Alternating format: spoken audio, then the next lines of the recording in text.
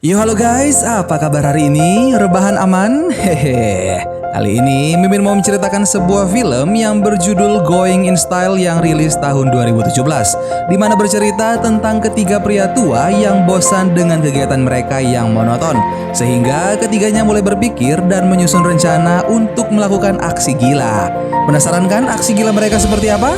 Yuk kita langsung aja let's go ke filmnya.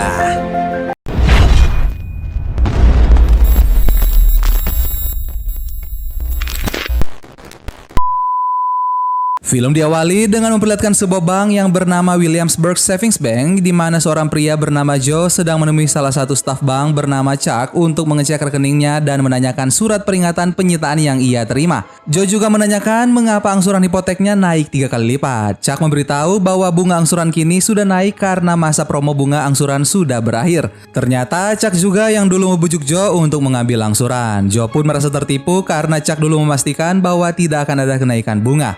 Tiba-tiba saja 3 perampok bersenjata datang. Semua orang diperintahkan untuk menunduk dengan kepala menghadap atas dan kaki dinaikkan seperti kucing. Security bank pun tidak bisa berbuat apa-apa. Seorang perampok menghampiri Joe dan Chuck dan Joe bilang ia mulai kram dan perampok itu membolehkan Joe duduk karena menurutnya sudah kewajiban budaya untuk mengurus orang yang lebih tua. Joe melihat tato yang ada di leher perampok tersebut sambil ia menyerahkan surat peringatan dan dompetnya, namun perampok tersebut menolaknya. Joe malah mengadu pada perampok itu bahwa Chuck membuat rumahnya akan disita. Perampok itu pun langsung mengambil uang dari saku Chuck. Para perampok telah selesai mengumpulkan uang. Mereka berpesan untuk tidak menghubungi polisi hingga 90 detik lagi agar tidak terjadi baku tembak. Sementara itu, Chuck mengompol sementara Joe pun tersenyum tipis. Dan film Going in Style pun dimulai. Everybody down!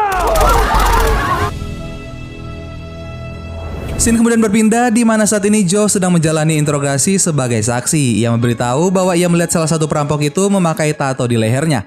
Joe juga menyarankan FBI untuk mencari seniman tato agar perampok itu dapat ditangkap. Keesokan harinya, Joe bertemu dengan dua rekannya bernama Albert dan Willie di pabrik besi Wechsler Steel, tempat ketiganya bekerja. Mereka pun membahas tentang kejadian perampokan kemarin. Dari koran yang dibacakan Willie, perampok itu berhasil membawa uang sebanyak 1,6 juta dolar dan sampai saat ini, FBI dan NYPD belum mendapat petunjuk. Joe, Albert, dan Willie kemudian briefing dengan pekerja lain. Diumumkan bahwa operasional pabrik akan dipindahkan ke Vietnam dan operasional yang ada di Amerika akan dihentikan dalam 30 hari ke depan dan dana pensiun dihilangkan. Hal ini menuai protes dari para pekerja karena mereka bekerja sudah puluhan tahun. The next 30 days. Joe, Albert, dan Willie minum kopi bersama. Kali ini mereka tidak memesan pie seperti biasa karena khawatir akan kehabisan uang. Sesampainya di rumah, Joe melihat sebuah surat merah berada di kotak suratnya. Dan itu adalah surat peringatan terakhir dari bank untuk melunasi tunggakan angsurannya. Keesokan harinya, Willie berada di rumah sakit dan dokter memberitahunya bahwa ia harus mendapatkan transplantasi ginjal dan ini adalah hal yang sulit. Saat berada di rumah, Willie melakukan video call dengan anak dan cucunya sambil membuka hadiah kiriman dari cucunya dan Willie berpesan pada anaknya bahwa karir tidak sebanding dengan kebersamaan keluarga. Sementara itu, Albert sedang melatih seorang anak bermain saksofon dan Joe menjemput cucunya di sekolah. Scene kemudian berpindah ke malam ulang tahun Willie. Joe dan Albert memberinya sebuah jam tangan dengan foto cucu Willie di dalamnya sebagai kado. Saat sedang makan, tiba-tiba Joe mengungkapkan bahwa ia akan merampok bank. Willie dan Albert menanggapinya dengan candaan dan berkata Albert akan membeli Ferrari sementara Willie dikontrak Knicks. Joe pun mengeluarkan surat merah yang ia terima dari bank. Tertulis bahwa rumahnya akan disita 30 hari lagi. Joe merasa sangat jengkel dengan bank itu karena menurutnya menipu banyak orang. Willie pun tercengang saat ia sadar ternyata Joe serius akan hal ini.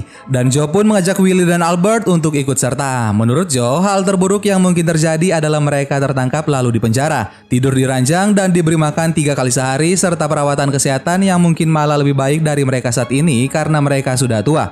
Joe yakin mereka tidak akan tertangkap mengingat perampokan yang terjadi sebelumnya sama sekali tidak memiliki titik terang. Willie pun mendapat kejutan dari semua yang ada di sana dan mereka bernyanyi lagu ulang tahun untuk Willie. Willie sempat terdiam karena terharu lalu ia meniup lilinnya. Sesampainya di rumah, Willy menelpon Joe dan ia berkata bahwa ia ingin bertemu keluarganya lebih sering dari setahun sekali dan ia menyetujui untuk ikut merampok bersama Joe dengan syarat mereka hanya akan mengambil sejumlah nominal pensiun mereka dan tidak lebih. Willy kemudian membangunkan Albert yang tinggal serumah dengannya untuk bicara di telepon dengan Joe, tapi Albert menolak dan berkata ia tidak mau mengobrol dengan kriminal. Telepon pun ditutup dan Joe menelpon lagi, namun kali ini langsung ke telepon yang ada di samping Albert yang juga terhubung dengan telepon Willy. Albert tetap bersikeras tidak akan merampok walaupun Joe dan Willy sudah membujuknya. Albert pun menutup telepon. Telepon kembali berdering dan Albert mengangkatnya. Joe berkata itu berarti Albert tertarik dengan tawarannya. Namun lagi-lagi Albert menolak dan menutup telepon. Keesokan harinya, Joe, Albert, dan Willy pergi ke sebuah supermarket untuk berbelanja. Joe pun merobek daftar belanja dan menyuruh Albert untuk menunggu di mobil saja. Ternyata Joe dan Willy sedang berlatih untuk mencuri. Albert yang tidak betah menunggu di mobil akhirnya ikut masuk. Albert bertemu dengan petugas supermarket bernama Annie yang langsung bantunya berbelanja. Annie adalah nenek dari murid les musik Albert. Annie selalu merayu Albert agar mengajaknya kencan. Albert pun terlihat sangat gelisah saat ia melihat Joe menyelipkan beberapa belanjaan ke dalam celananya. Will dan Joe pun berhasil keluar dari minimarket namun tidak menemukan Albert di mobil. Joe pun mengambil keranjang seorang nenek dan membawanya. Tanpa sadar, seorang petugas keamanan sedang mengikutinya. Saat ia menghampiri Willy dan menyuruhnya naik ke keranjang, petugas keamanan meniup peluit. Terjadi kejar-kejaran yang sangat lucu. Willy pun melempari petugas keamanan yang mengejar mereka dengan daging babi dan juga tepung.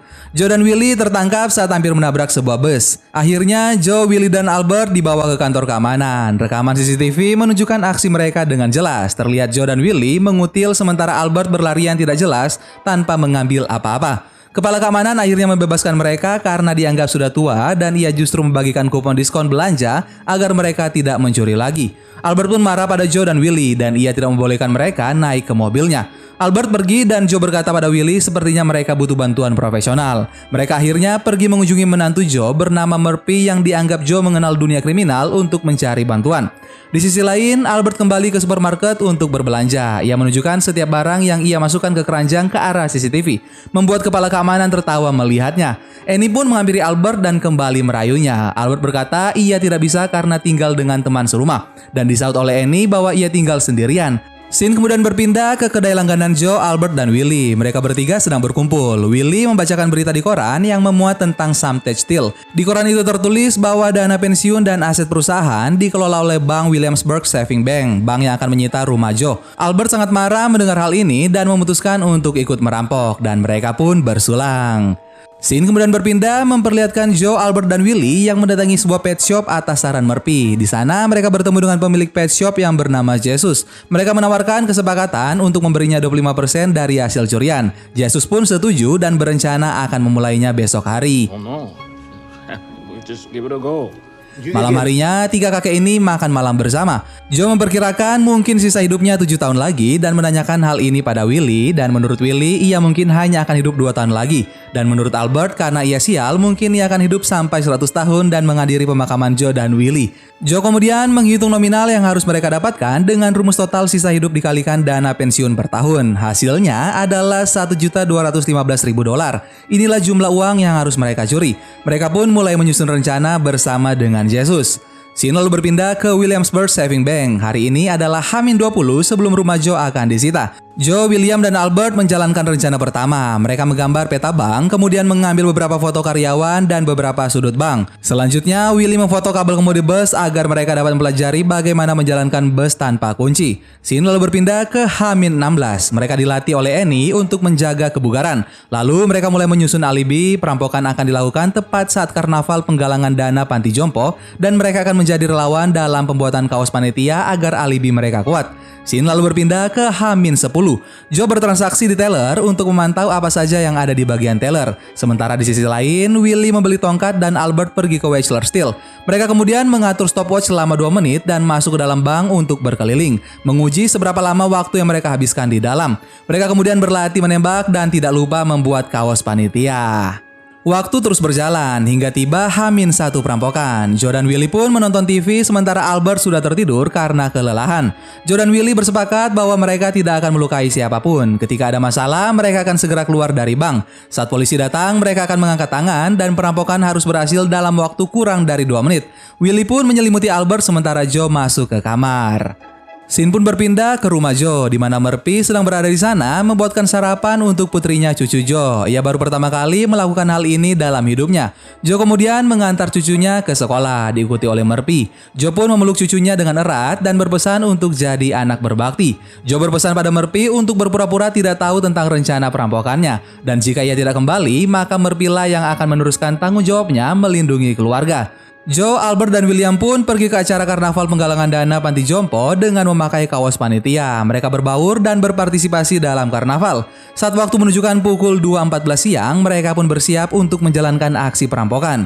Joe, Albert, dan William mengganti pakaiannya dengan setelan jas dan pada pukul 2.30, mereka pergi menggunakan bus. Sesampainya di Williamsburg Bank, mereka memakai topi dan topeng terlebih dahulu. Masing-masing menggunakan topeng Dean Martin, Frank Sinatra, dan Sammy Davis Jr. Kemudian mereka masuk ke dalam bank dan waktu menunjukkan pukul 2.45 siang. Mereka pun mengganjal pintu dengan tongkat dan gembok besar, lalu mulai menembak ke atas. Semua orang kaget dan beberapa orang pingsan. Tak disangka-sangka ternyata Albert sangat mahir mengancam orang sampai petugas keamanan takut dan melemparkan senjatanya. Saat semua orang sudah menunduk, Joe dan Willie mulai menggasak laci teller sementara Albert mengawasi dan menjaga waktu. Namun saat mereka lengah, seorang petugas bank memencet tombol alarm sunyi dan mereka tidak menyadarinya. Waktu pun terus berjalan. Willie menghampiri seorang anak kecil bernama Lucy yang menunjukkan bonekanya. Tetapi saat Willie menundukkan badan, ia malah kehilangan tenaga.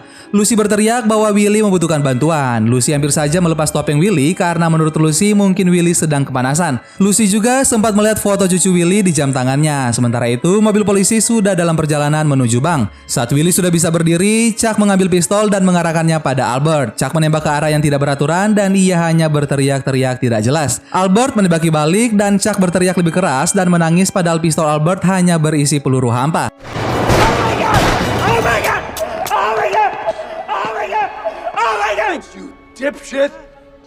Joe kemudian memerintahkan semua orang untuk menghitung mundur sebanyak 90 dengan suara keras. Semua orang pun patuh dan mereka berhasil kabur membawa 2,3 juta dolar tanpa halangan pada pukul 2.49 siang.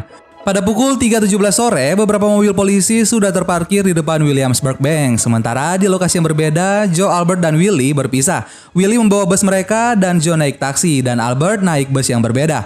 Mereka kembali berkumpul di sebuah restoran di mana Albert sedang tampil memainkan saksofonnya serta Joe dan Willie menikmati makan malam. Mereka juga memesan semua hidangan penutup dan menambah minumannya. Setelah itu, mereka berjalan bergandengan sambil bernyanyi bersama. Namun tiba-tiba saja kaki Willie kembali lemah dan Willie merasakan sakit pada seluruh tubuhnya. Scene kemudian berpindah ke para agen FBI yang sedang olah TKP di Williamsburg Bank. Mereka memeriksa rekaman CCTV pada hari perampokan dan melihat separuh wajah Willie saat Lucy berusaha membuka topengnya. Sementara di rumah sakit, dokter memberitahukan penyakit Willie pada Joe dan Albert yang sama sekali belum mengetahuinya. Willie mengalami gagal ginjal akut dan harus segera transplantasi, karena jika tidak, maka keadaannya akan semakin memburuk dan Willie tidak akan selamat. Di dalam kamar perawatan, Willie menonton TV yang menayangkan wawancara kesaksian Chuck. Chuck berkata bahwa ia yakin para perampok itu masih muda dan gesit. Ia telah melepaskan banyak tembakan dan mereka semua bisa menghindari peluru. Beberapa saat kemudian, Joe dan Albert masuk ke kamar perawatan Willie. Mereka berkata harusnya Willie menceritakan apa yang terjadi pada dirinya. Dan Joe akan mendonorkan ginjalnya walaupun ginjalnya sudah tidak bagus.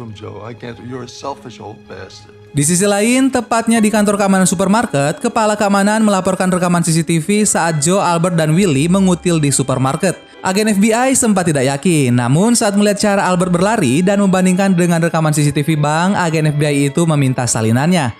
Tidak butuh waktu lama, para agen FBI pun datang menjemput ketiganya saat Albert sedang bersama Annie, Willie masih di rumah sakit bersama anak dan cucu yang mengunjunginya, dan Joe yang sedang menonton cucunya bertanding baseball.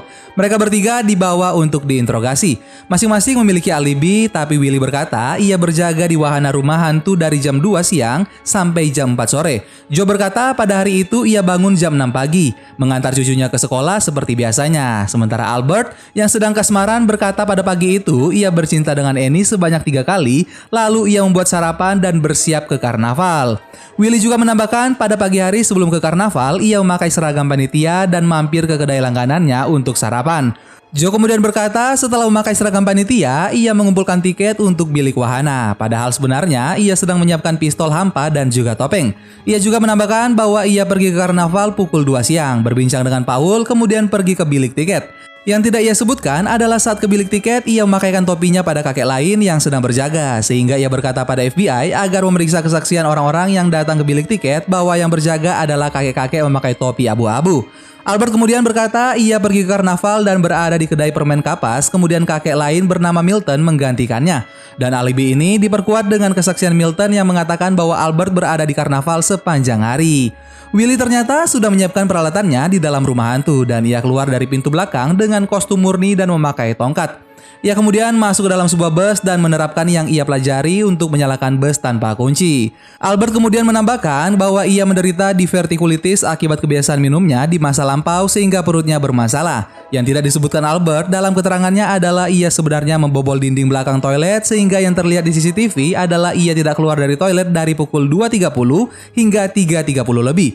Ia juga sempat pergi ke Wexler untuk menghancurkan barang bukti sehingga saat keluar dari toilet ia hanya membawa tas kosong. Setelah itu ia berkaraoke bersama Annie tampil di depan semua pengunjung karnaval. Sementara Joe menyerahkan baju mereka pada Jesus untuk dicuci. Dan Willy mengembalikan bus pada tempatnya lalu ia kembali ke rumah hantu dan tampak pada CCTV terlihat jelas ia keluar dari rumah hantu pada pukul 3.30. Joe sudah berada di karnaval dan bermain bersama cucunya disaksikan para pengunjung karnaval. Agen FBI yang mendengar keterangan mereka berkata pada Joe bahwa setiap kriminal pasti melakukan suatu kesalahan bodoh yang mengacaukan semua rencana. Joe pun hanya tersenyum dan agen FBI itu membawa mereka ke rumah sakit. Mereka disusun berbaris bersama beberapa orang lain. Kemudian agen FBI itu datang membawa Lucy dan menyuruhnya untuk memperhatikan semua wajah mereka. Lucy mendekat dan menghampiri mereka satu persatu. Saat ada di depan Willy, ia berhenti, melirik pada jam tangan Willy. Kemudian ia menarik jas agen FBI dan berkata bahwa ia tidak melihat perampok di sini dan ia sangat yakin. Agen FBI menawarkan untuk melihat-lihat lagi. Lucy menolak dan tersenyum pada Willy. Saat berjalan di lorong rumah sakit, Lucy tersenyum lebar pada anak dan cucu Willy. Scene lalu berpindah ke kedai langganan mereka. Jesus datang menghampiri Joe membawa sebuah kandang anjing. Joe bertanya apakah Jesus sudah mengambil bagiannya. Namun Jesus berkata ia tidak mengambilnya karena sudah kewajiban budaya untuk mengurus orang yang lebih tua. Kalimat ini adalah kalimat yang persis dikatakan oleh perampok yang memperbolehkannya duduk saat kejadian perampokan sebelumnya. Joe menyadari perampok itu adalah Jesus dan tato di leher Jesus ternyata bukan tato asli, melainkan henna. Beberapa saat berbincang, agen FBI tiba-tiba datang. Joe menyadari hal itu dan berbisik pada Jesus. Agen FBI itu datang membawakan sesuatu milik Joe yang tertinggal dan ia mengintip pada kandang anjing yang dibawa Jesus. Seekor anak anjing berada di dalamnya. Namun agen FBI itu digigit. Mereka pun pergi meninggalkan kedai. Saat akan membersihkan meja, pelayan yang menjadi saksi menemukan uang koin dan segepok dolar di bawah nota. Sementara di tempat perkumpulan panti jompo, sebuah hadiah dikirimkan ke panti. Hadiah itu berisi pai besar yang di bawahnya terdapat beberapa gepok dolar dan sepucuk surat dengan tulisan semua orang layak untuk sepotong kue pai. Di rumah sakit, Willy menjalani transplantasi ginjal yang didonorkan oleh Albert. Kemudian semuanya menjadi gelap.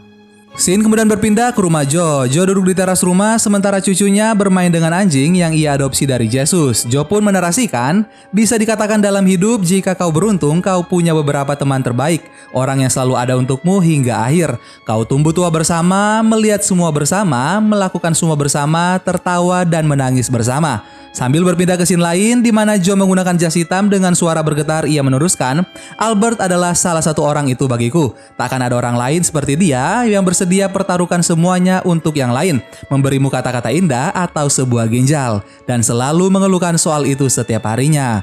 Joe dan semua orang tertawa dan ternyata hari ini adalah hari pernikahan Albert dan Annie. Mereka semua bersulang lalu menari bersama. Joe dan Willy kemudian berbincang di sebuah jembatan di depan gedung pernikahan Albert. Willy berkata ia merubah perkiraan sisa hidupnya menjadi 20 tahun lagi. Joe berkata dengan ginjal Albert mungkin ia hanya akan bertahan 10 tahun. Albert datang menghampiri mereka. Ia memuji Annie namun ia bingung dengan yang saat ini ia rasakan. Joe berkata mungkin perasaan itu adalah rasa bahagia. Mereka pun tertawa bersama dan juga bersulang. Dan film Going in Style pun selesai. Gimana guys film kita kali ini? Seru abis gak tuh? Silahkan kalian komen di bawah ya. Silahkan juga kalau mau request film silahkan kalian komen juga. Terima kasih banyak buat kalian yang sudah nonton video ini sampai akhir. Sampai ketemu lagi bareng Mimin Kuanteng di film-film selanjutnya. Dan hal yang hebat tentang sahabat sejati ialah mereka yang membawa energi baru ke dalam jiwamu. Dadah.